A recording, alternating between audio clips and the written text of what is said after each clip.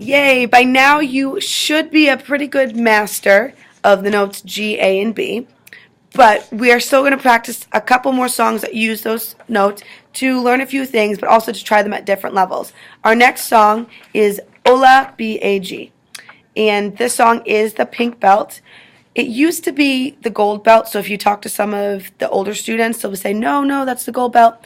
I changed it to the pink belt because we found that a lot of students had a hard time finding a gold shirt for the concert. So I just changed the color of the belt, otherwise everything else is the same. Now you have 3 new things to learn for this song. You have the quarter rest, which is your squiggly line right there.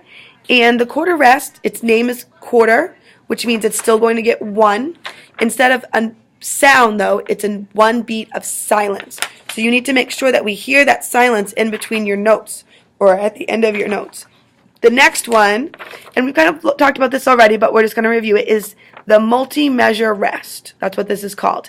It's that thick line, and the number over top tells you how many measures you're going to rest. So you need to look at that first number. It's a 4. And so then you're going to take that number, and you're going to multiply it by the top number of your time signature, which is also 4, and that's how many beats you're going to rest before you get started, okay?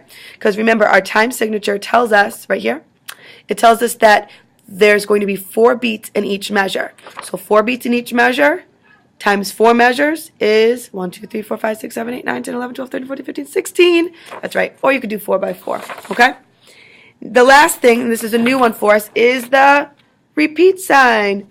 It's 2 vertical lines, one's thin, one's thick, and then notice that there's 2 dots in the A space and the C space. That symbol means that you're going to go back and you're going to repeat the whole entire song. That does mean you're also going to wait for those 4 measures, again, of silence at the beginning of the song. So make sure you're ready to do all of that.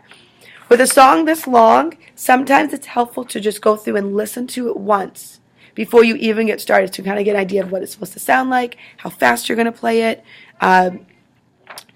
and also what the melody sounds like, so you can make sure, am I playing it the right way or not? Am I hearing, should it be going up or should it be going down? So those are little things to think about. Go through it, listen to it a couple times. Make sure you write down your letters or your numbers if you're still struggling with that. I would hope that eventually by the 5th song you should be able just by sight know whether it's B, A, or G. Once we start adding some notes in, then I get wanting to write them in again. But if you need to write them in, that's perfectly fine. Just remember, when you're testing, you will have a paper in front of you that does not have the letters. It'll look just like this. No notes. No numbers or letters, just notes, okay? So you need to be able to look at this and know what it is. So you have to practice it enough that this is just kind of a reminder for you and not all the answers, okay?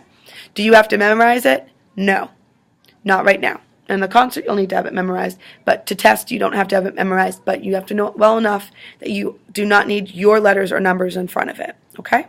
Good luck. Let me know if you have any questions.